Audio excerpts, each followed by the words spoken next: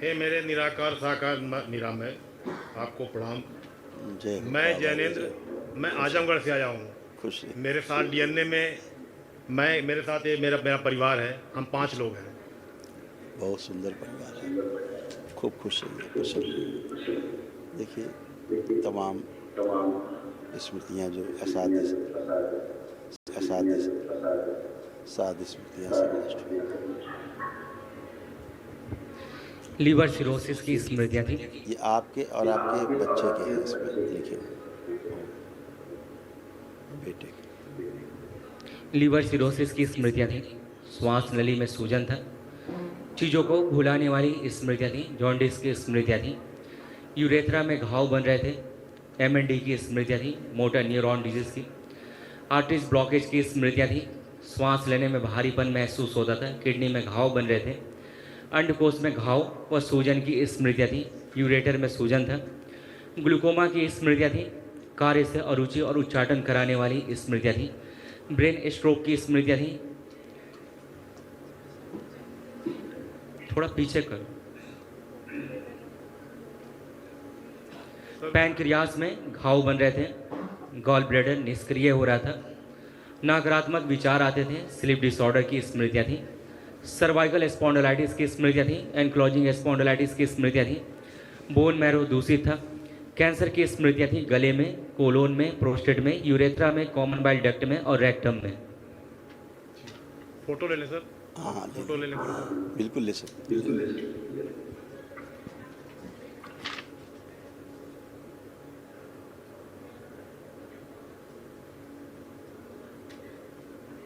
जी।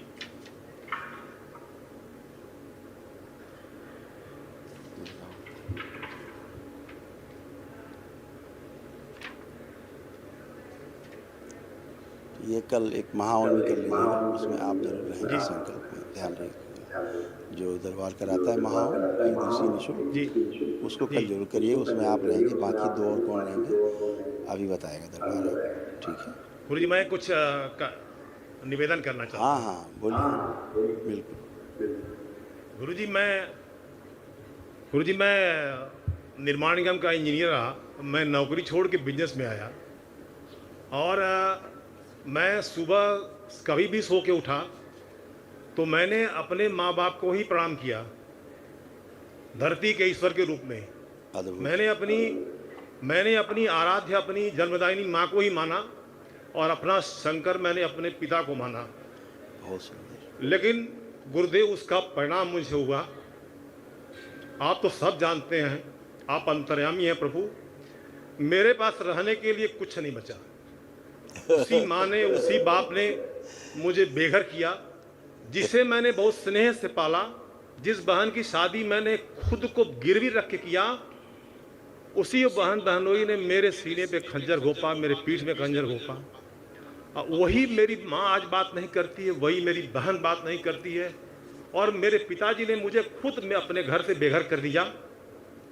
और जाकर के जब मैं खड़ा हुआ पिता के सामने कि पिताजी आपने ऐसा क्यों किया, तो उन्होंने वो एक चीज़ कहा जरूर।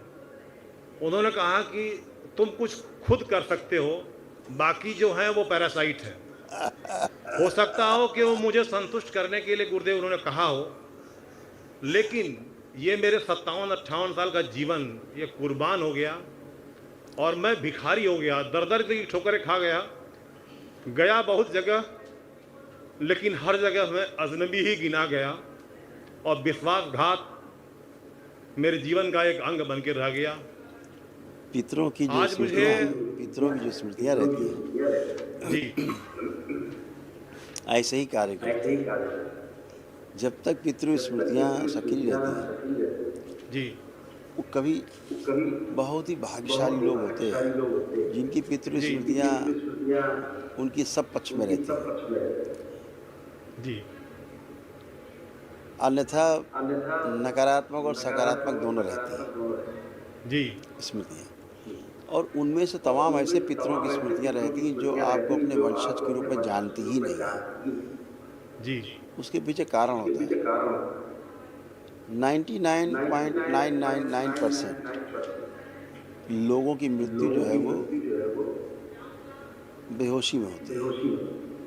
जी जैसे बेहोशी में जन्म होता है, जी वैसे बेहोशी में मृत्यु भी होती है। जी एक तरफ से मृत्यु हो रही होती है, एक तरफ से जन्म उसका हो रहा होता है, जी दूसरी योनि में जा रहा होता है, किसी भी योनि में, जी चाहे वह जी प्रेत योनि हो, चाहे वो मनुष्य योनि हो, चाहे जीव का कोई योनि हो। एक तरफ उसकी मृत्यु हो रही होती है, एक तरफ वो दूसरी तरफ निकल रहा होता है। जैसे गन्ना इधर से जा रहा है, उधर से निकल रहा है जी ना? जी जी गुरुदेव ऐसे तो जी बिल्कुल इसी तरह से बेहोशी में ही मृत्यु होती है। उन्हें यही जी बेहोश पड़े रहते हैं, उन्हें यही नहीं पता हमारे वंशज कौन है।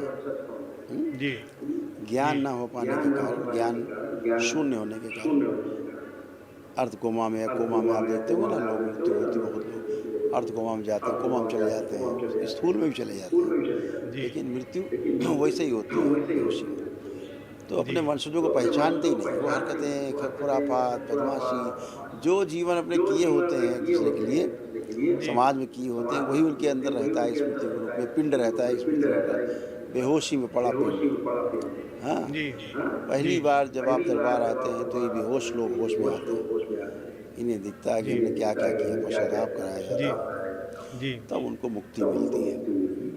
जी तो बेहोशी में तमाम चीज़ें जिसके साथ ये पितरों का पिंड पूरा रहता है, जैसे आप पिताजी में, आपके आप में, परिवार में, सभी में हावी थी स्मृतियाँ। जी तो कभी आप उसका श्रेय नहीं लेने देंगे चीज़ों का, लेकिन आपके अंदर एक संतुष्टि जरूर है कि हमने अपना फर्ज, अपना हम जो करना था वो हमने खूब किया जम के। उसका तो आपको श्रेय मिला ना, आप दरबार पहुँचे, आप सीधे बाबा माँ के चरणों में आए, आप डायरेक्ट, वो नहीं जी पहुँच पाए गुरुदेव लेकिन आप पहुँच गए। ठीक है ना? तो ये परिणाम भी जी तो है। आप अंत भला सो सब भला। तो जो भी किया गया है वो किया ही जाना चाहिए था आपके द्वारा। ये एक अच्छे पुत्र की आपने मिसाल पेश की, वही आपके बच्चे में स्मृतियाँ गई, ऐसा वो भी कर पाएगा जी अच्छे से, है ना? कि जो माता पिता करते हैं बच्चों में वही संस्कार जाते हैं, जी उन्हीं को संस्कार कहते हैं जो माता पिता करते हैं, बच्चा देख देख के बड़ा होता है और बच्चे में वो चीज़ें अपने आप ही चली जाती हैं बगैर बताए। जी इसको ही संस्कार कहा गया है, जी क्योंकि जी बातें ट्रांसफ़र नहीं होती हैं। ट्रांसफ़र अगर होता है किसी से किसी में, माता पिता से बच्चों में और जी गुरु से शिष्य में जो ट्रांसफ़र होता है वो आचरण ही ट्रांसफ़र होता है, जैसा जी वो करते हैं वो ट्रांसफ़र होता है। तो आप तो जी जीत जी गए ना, आपकी चीज़ें आपके बच्चों में गई, ठीक है ना? जी जी और आज जी आप पवित्र होकर के बैठे हैं, आज आपने भगीरथ जैसा प्रयास भी किया, वह गुरुजी मैं पुण्य भी 4 आपको अप्रैल प्राप्त हुआ, वो पुण्य भी आपको प्राप्त हुआ। गुरुजी मैं 4 अप्रैल को आया था यहाँ जी, दरबार। हाँ, मेरे पास कुछ कोई पैसे नहीं थे, मैं आया और हमने कहा कि कैसे मैं वन डे करूँगा, मेरे समझ में नहीं आ रहा है। मैं केवल अर्जी बंधन यहाँ किया और चला गया और बाबा माँ से केवल रोज़ सुबह रोज़ रात में प्रार्थना करता था 9 से 10 के बीच में कि बाबा माँ मुझे कम से कम दरबार जाने की व्यवस्था तो कर दीजिए। मेरे पास 1 रुपये कुछ नहीं, बच्चों को पढ़ाने के लिए नहीं, खाने के लिए नहीं।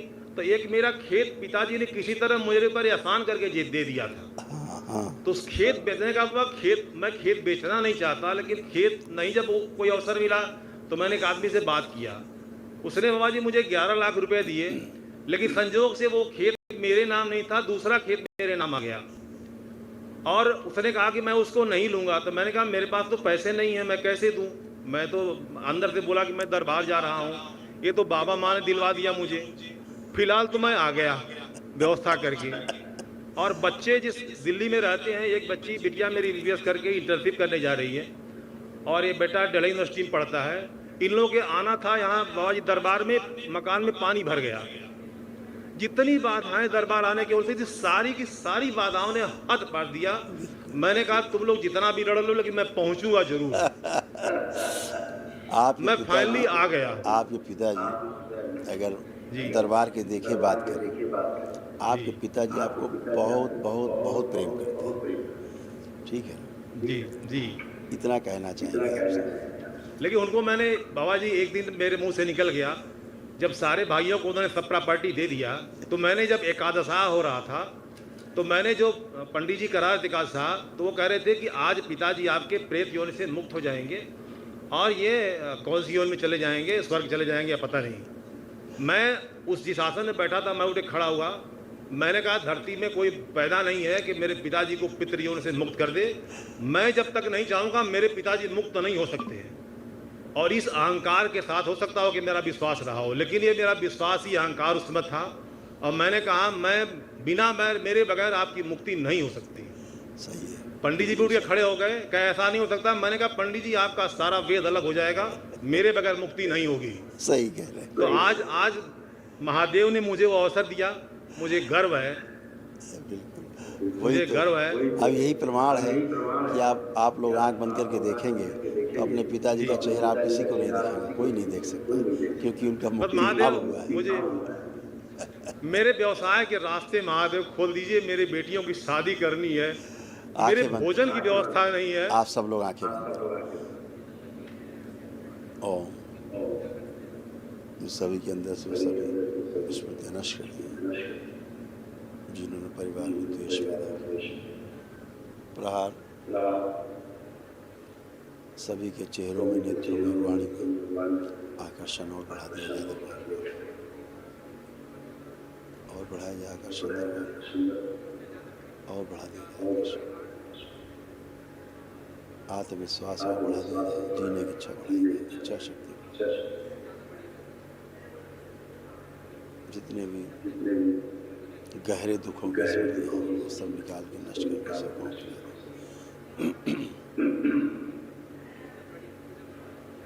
उनके स्थान पे हंसी खुशी प्रसन्नता की, उत्साह और उमंग की स्मृतियाँ भर दी जाए, सक्रिय करके रखें। जब भी अपने पिता के बारे में सोचें, पर कोई भाव आए, अत्यंत आनंद का, जब भी कोई पुरानी कष्टों की याद दिलाए, इन्हें आनंद और हंस के टाल दें, वो सभी स्मृतियाँ सक्रिय कर दें। 3 बार बोलिए ओम नमः शिवाय। ओम नमः शिवाय, ओम नमः शिवाय, ओम नमः शिवाय। दोनों हथेलियाँ आपस में रगड़ के नेत्रों पर रखें, ऐसे 3 बार करके आँख खोलें सभी।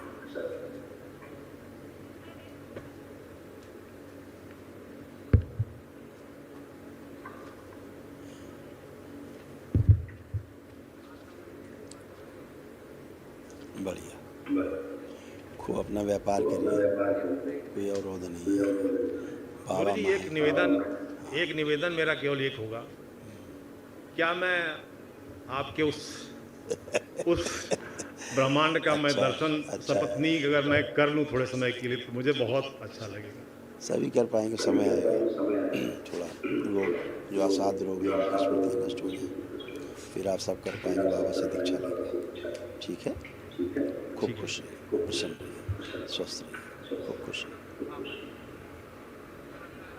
प्रणाम बाबा जी, खुश रहो। मेरा नाम राष्ट्र है। मुझे कुछ असाध्य रोग हैं, जैसे कि पता मुझे है, मेरे कंधों पता है, कंधों में पता है। ये बैग हटाइए। आप अपने जो भी कष्ट हैं उनको महसूस करिए। कुछ है? अभी तो नहीं है। सभी स्मृतियाँ नष्ट हो गई। ठीक है, हाँ, कुछ बचता ही नहीं है आपके दरबार में। ना शारीरिक, ना मानसिक, ना आध्यात्मिक, कोई कष्ट नहीं बचता। आपकी प्रार्थना, आपके संकल्प से, आपके परिवार के संकल्प से आप आपस में स्वस्थ होते हैं। यही ईश्वर कृपा है, यही गुरु कृपा है। ठीक है, एकदम बढ़िया और अच्छे हमेशा के लिए रहेंगे। अपना पढ़ाई लिखाई ढंग से कर पाएंगे, मानसिक अवस्था भी सब कुछ अच्छा रहेगा। आज आप डिप्रेशन से बाहर आए हैं, अंदर डिप्रेशन डेवलप आपके हो रहा था ज़बरदस्त तरीके से। एंक्लोजिंग स्पॉन्डिलाइटिस हो रहा था, सब अकलन जकलन हो रहा था, जकड़ रहा था, धीरे धीरे से होता था अकलन जकलन। आप चेक करिए, पूरा फैला के चेक करिए, देखिए कहीं कोई अकलन जकलन है? नहीं। ये सब आप धीरे धीरे अकड़ जकड़ जा रहे थे, नीचे झुकने में, ज़मीन छूने में प्रॉब्लम होने लगा था।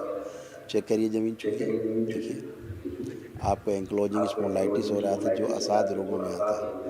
डिमेंशिया हो रहा था, अब डिमेंशिया भी नष्ट हो गया, बिल्कुल कुछ नहीं बचा है। यही सब कष्ट थी। आपके जो यूरेटर है, किडनी से जुड़ा हुआ मूत्र थैली से, वो जो है उसमें काफ़ी समस्या हो रही थी, सूजन हो रही थी, सड़न हो रही थी, इसलिए यूरिन से अच्छा वो नहीं आता था, यूरिन से बदबू आती थी और यूरिन रुकता था। अब सब साफ हुआ है। ऐसे लोगों की धीरे धीरे किडनी खराब हो जाती है।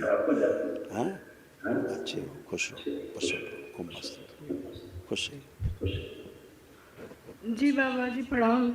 खूब खुश रहिए, प्रसन्न रहिए, स्वस्थ रहिए। हम आज 1 साल से जमीन पे नहीं बैठे थे बाबा जी, अब खूब बैठिए। यहाँ आके बैठे हैं। बिल्कुल बिल्कुल ऐसे ही होगा, चिंता मत करो। देखिए कैसी हालत थी, ये सब स्मृतियाँ ऐसे थी। आपके धीरे धीरे पति दूर होती जा रही थी, देख रहे हैं आप क्या हाल हो रहा था, कूल्हे कमर का, घुटनों का, ये सब इसमें लिखा हुआ सारा। पढ़ पा रही हैं धीरे धीरे? हाँ, ये सारा कुछ था, ये सब नष्टीकरण हुआ। इसलिए अब आप बच्चों की तरह उठ बैठ पाएंगे जैसे बच्चे उठते बैठते। बैठिए, उठिए, आप करिए, बैठें और खड़ी हो। आप जैसे बच्चे होते ऐसे हो गई हैं। बिल्कुल बच्चों जैसे। कभी सोचे नहीं थे कि बैठ पाएंगे। सब पितरों की स्मृतियों का कारण होता है। सब अच्छे हो, आप भी अच्छे हैं। बस ये बाबा तमाम- आर्थिक अभाव हमारे। कोई बात नहीं बेटा, दरबार आप सबके साथ है। देखिए ये सारे रोग कष्ट आप में, जो बच्चियां घर में, महिलाएं बच्चियां आपके साथ, ये सब आप लोगों में थे, जो इनका नष्टीकरण होगा, स्मृतियाँ नष्ट हुई। अर्ध बेहोशी में रखने वाली स्मृतियाँ थीं, सुनकर पूरा न समझने देने वाली स्मृतियाँ थीं, कार्य करते समय आलस्य करने वाली और अरुचि कराने वाली स्मृतियाँ थीं, ओसीडी की स्मृतियाँ थीं। ओसीडी का मतलब सब कुछ गंदा गंदा दिखना, गंदा गंदा होना, परिवार के सदस्यों को देख करके नफरत होना, चिढ़ होना, आपस में बात करने का मन न करना, दूर रहना, अलग रहना, अकेले रहने का मन करना, घर से भाग जाने का मन होना। सिजोफ्रेनिया की स्मृतियाँ थी, मतलब आने आवश्यक चीज़ें दिखाई देना, सुनाई देना, महसूस होना। मूड स्विंग करने वाली स्मृतियाँ थी, भयभीत रखने वाली स्मृतियाँ थी। आंखों में धुंधलापन आ रहा था, चक्कर लाने वाली स्मृतियाँ थी। और निद्रा की स्मृतियाँ थी, गंदे स्वप्न आते थे। पीसीओडी की स्मृतियाँ थी, बोन टीबी की स्मृतियाँ थी, ब्रेन स्ट्रोक की स्मृतियाँ थी। अर्थराइटिस पेन होता था, यूट्रस में घाव और फाइब्रॉइड्स बनाने वाली स्मृतियाँ थी। ऑस्टियोपेनिया की स्मृतियाँ थी, ब्रेस्ट में गांठों की स्मृतियाँ थी। पेट फूल जाता था, लीवर में सूजन था, मल त्याग करने में कष्ट होता था, कमर में दर्द होता था। कैंसर की स्मृतियाँ थी, यूट्रस में, हड्डियों में, गले में, लीवर में, रेक्टम में और सर्विक्स में। बहुत बस कष्ट बाबा है। आर्थिक अभाव हमारे जिंदगी से चला जाए बस। अब तो सब आपकी प्रार्थना संकल्प से ही चलेगा। है खुश प्रसन्न, प्रणाम गुरुदेव। खुश रहो बेटा। अब कोई कष्ट तो नहीं आपको, किसी प्रकार का बचा तो नहीं? नहीं नहीं। सब गया, एकदम अच्छे हो, हमेशा अच्छे रहोगे, बाबा माँ से जुड़े रहो, ठीक है? खुश रहो, प्रसन्न। बाबा प्रणाम। खुश रहो बेटा, खूब प्रसन्न रहिए। अब कोई कष्ट तो नहीं बचा, कोई शारीरिक, मानसिक, कुछ भी? या हम बताएं? मुझे या हम बताएं? शारीरिक मुझे कमर में बहुत दर्द होता है। नहीं है, चेक कर लीजिए, अभी है अभी। चेक कर लीजिए, छुइए, जमीन छुइए, करिए।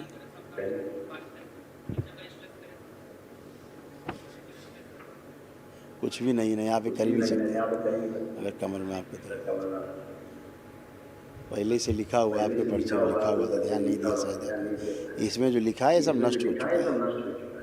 इसमें लिखने का मतलब कमर दर्द होता था। क्या है? आप ही लोग पर्चे अब अच्छे हो। हाँ, अच्छा है, बच्चे सब अच्छा करेंगे, आप बिल्कुल निश्चिंत रहिए। आपके बच्चे बहुत अच्छे हैं, सब बहुत अच्छा करेंगे। हाँ बेटा, गुरुदेव मेरा वजन कम हो जाता तो अच्छा रहता। अपने आप अच्छा हो जाएगा। कुछ असाध्य कष्ट है वो नष्ट हो जाए, उसके बाद आपकी और- प्रार्थना संकल्प से आप वो भी हो जाएगा। ठीक आप है। भी प्रार्थना संकल्प से होगा बेटा, है ना? मैं गवर्नमेंट एग्जाम की तैयारी कर रही हूँ तो वो एग्जाम क्लियर नहीं हो रहे हैं। अब आप दरबार आपको इस लायक बनाता है कि आप सब कर सके अच्छा। जैसे हम जो बताते जा रहे हैं चेक करते जा रहे हैं, ऐसा हुआ कि नहीं। आप और आपके सिस्टर, आपके ब्रदर तीनों चेक करो। आप तीनों का खूब आत्मविश्वास बढ़ा हुआ है। पहले निराशा रहती थी कि अपना शायद सफल होंगे, जीवन में नहीं होंगे। अब आप तीनों को लग रहा है कि हम जरूर सफल होंगे। ऐसा है कि नहीं आत्मविश्वास तीनों है? तीनों की नहीं है? ना हो तो बताएं, नहीं हाथ उठाइए। अगर नहीं है आत्मविश्वास तो हाथ उठा सकते हैं। अगर आपको लग रहा है हम सफल नहीं होंगे तो हाथ उठा सकते हैं। तो आप तीनों को लग रहा है कि आप सफल होंगे अपने जीवन में। खूब आत्मविश्वास बढ़ा हुआ है, स्मरण शक्ति खूब बढ़ी हुई है। पढ़ा लिखा आप लोग भूलेंगे ही नहीं कभी। ठीक, जो पढ़ा है ध्यान से आपने, कोई भूल दोबारा फिर आपको दरबार ने याद दिलाया, वो भी नहीं भूलेंगे। परीक्षा के समय ठीक से लिख पढ़ पाएंगे, उत्तर दे पाएंगे, सब कुछ कर पाएंगे। बहुत अच्छी एकाग्र शक्ति बढ़ाई गई, रुचि बढ़ाई गई अपने कार्य पढ़ाई लिखाई के प्रति। अब लग रहा है खूब जम के पढ़ रहा है। ऐसा लग रहा है कि नहीं लग रहा? लग रहा है आपको? ये भी लग रहा है सबको कि हम सफल होंगे। तो ये सब दरबार ने किया। अब आपकी मेहनत की बात है कि आप कितना मेहनत करते हैं। वैसे दरबार ने आपको इस लायक बनाया कि आप बगैर मेहनत के मानोगे ही नहीं। ठीक है, और मेहनत करने वाले ही सफल होते हैं। कभी पापा ने भी आपकी पढ़ाई की होगी अच्छे से तो इंजीनियर बने ना। फिर वो कौशल भी था कि परिवार भी चलाया आपने, अपने छोटे से परिवार को, आपकी मम्मी को, आप बच्चों को भी सुरक्षित रखते हुए अपना जो दायित्व था वो भी निभा किया। ऐसे आप लोग कर पाएंगे। खूब खूब खुश, प्रसन्न, स्वस्थ।